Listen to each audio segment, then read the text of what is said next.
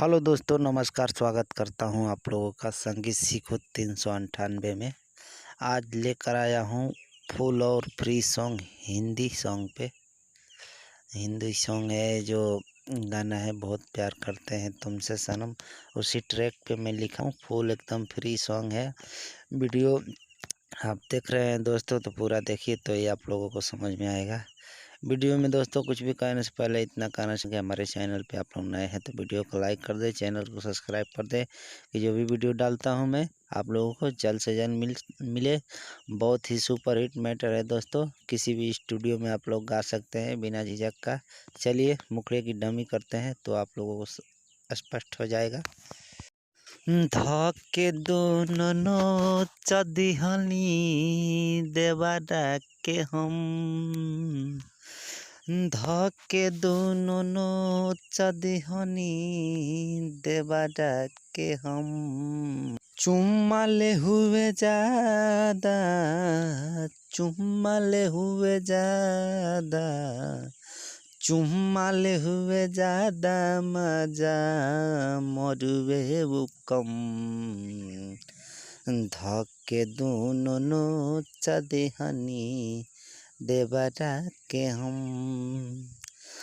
धके दोनों चदिहनी देवा डाके हम।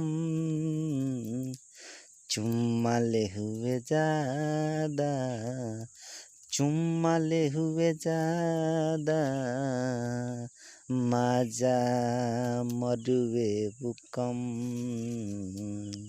धके दोनों चदिहली देवा डाके हम।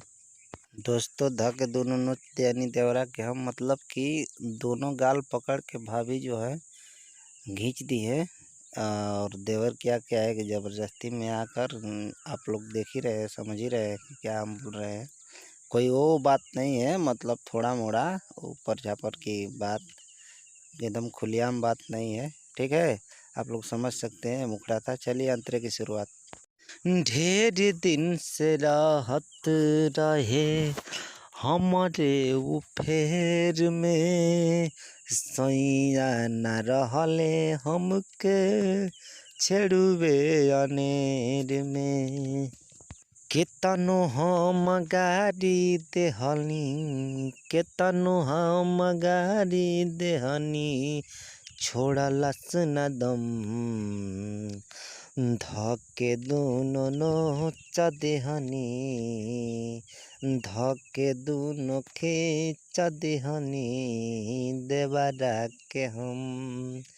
चुम्माले हुए ज्यादा, चुम्माले हुए ज्यादा मजा मरुवे वो कम।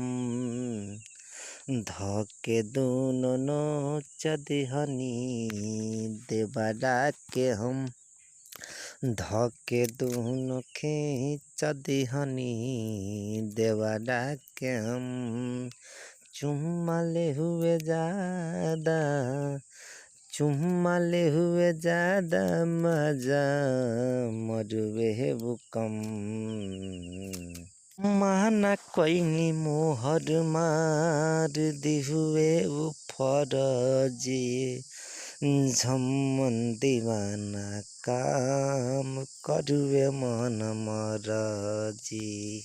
अमन कमर में हमारा, अमन कमर में हमारा दी हुए अलम। धके दोनों खींच दिहनी देवा डाके हम। चुम्माले हुए ज्यादा, चुम्माले हुए ज्यादा मजा मरुवे वो कम। धके दोनों चदिहनी देवा डाके हम, धके दोनों खींच दिहनी देवा डाके हम। चुम्माले हुए ज्यादा मजा मरुवे वो कम। धके दोनों खींच दिहनी देवा डाके हम। आशा करता हूँ दोस्तों की वीडियो अच्छा लगा होगा। वीडियो अच्छा लगे तो लाइक शेयर, चैनल को सब्सक्राइब। और कहीं भी किसी भी स्टूडियो में आप लोग गा सकते हैं, बिल्कुल फ्री सॉन्ग है। दोस्तों बने रहे इसी तरह हमारे वीडियो में। आज के लिए फ़िलहाल इतना ही। नमस्कार। जय हो सरस्वती मैया, जय हो भोजपुरिया जहान, जय हिंद, जय भारत।